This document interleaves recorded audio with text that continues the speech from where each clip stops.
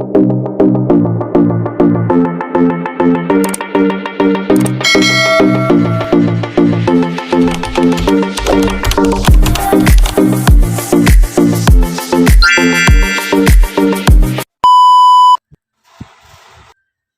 ito na yung nabili natin. Alimasag pala. Meron tayong isda, gulay, kalabasa, sitaw.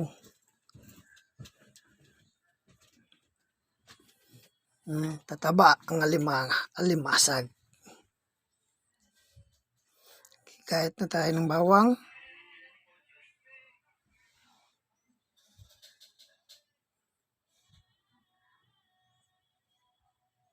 Sibuyas.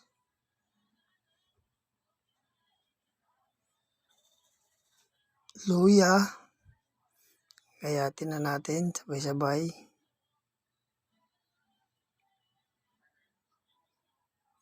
Okay. Handa na natin ang kawali. Apoy.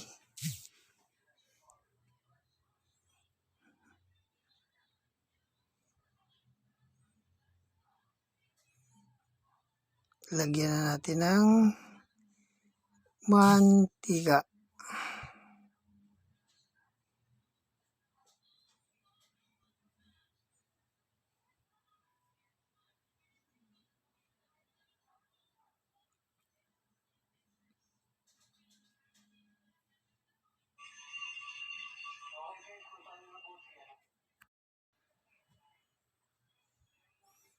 Lagay na natin ang bawang. Bawang. Halo-halo.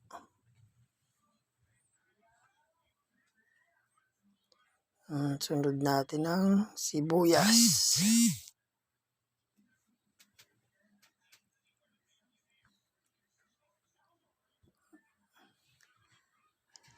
Haluin natin. Sunod ang luya. Mix.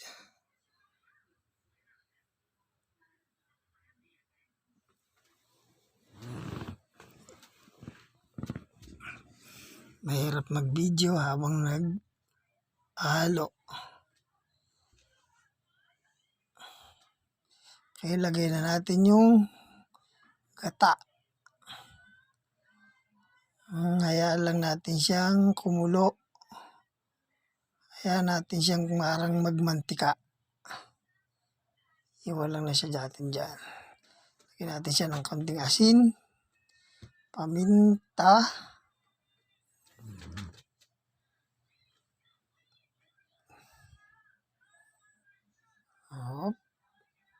okay, halo-halo. Hayaan lang natin siyang parang magmantika.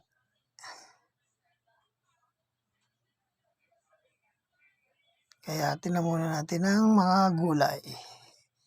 Kalabasa.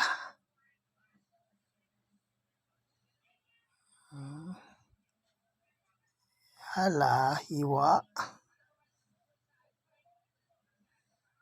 Sunod na natin ang sitaw. Separate natin ang lagayan.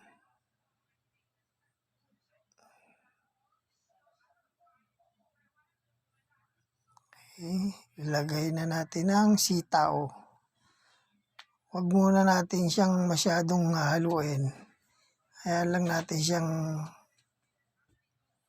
dyan lang nakapatong. Para hindi siya malamog masyado, yung parang lulutong lang siya. Parang isisimmer lang natin. Kaya hugasan muna natin yung mga alimasag.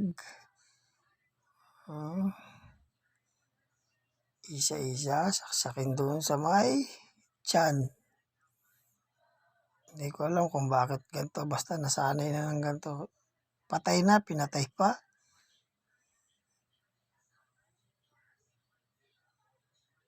Ating kalabasa.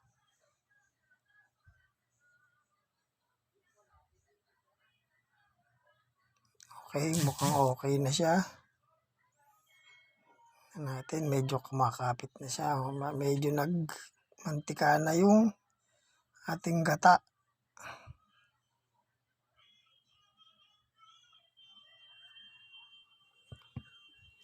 Ilagay na natin ang kalabasa. Dahan-dahan lang sa paghalo at baka madurog. Ay, hindi pa siya madudurog kasi medyo matigas pa siya. Kapag maluto na siya, hindi mo dapat siya haluin masyado.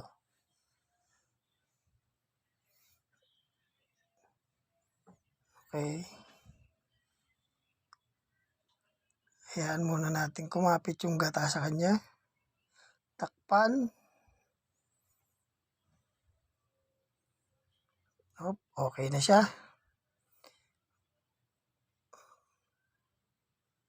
Ililipat muna natin siya ng lagayan. Hahanguin natin siya. Para pag lagay ng alimasag, hindi siya madudurog. Kung ihahalo kasi masyadong marami, parang madudurog siya.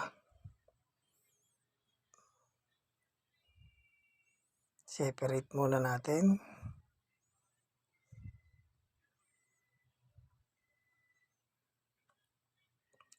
Kunin natin yung alimasag. Lagay na natin isa-isa. Kamada natin ng maayos.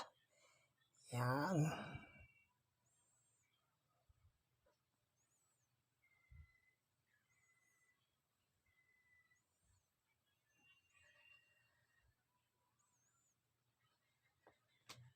Yan, okay. Patas lang natin siya ng maayos.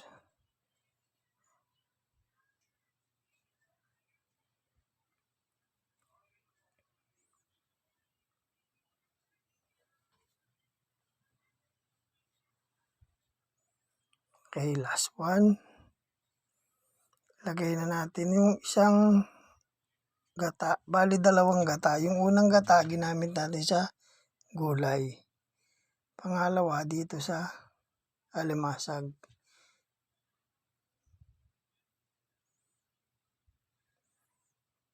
Okay, hayaan natin siyang maluto. Natin siya ng paminta, asin, seasoning. Okay, takpan natin. Hintayin natin siyang maluto. Okay, mukhang okay na. Mapula na yung mga ano niya. Hayaan lang natin sumubo. Ngayon, pwede na natin siyang haluin kasi okay na. Luto na siya. Sarap.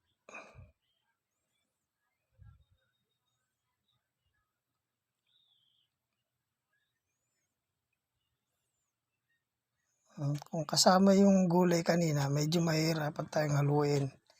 Malaki yung tendency madurog yung kalabasa.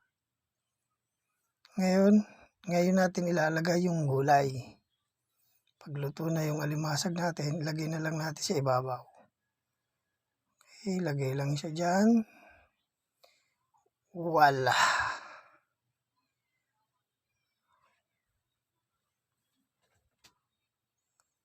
Oh, di ba?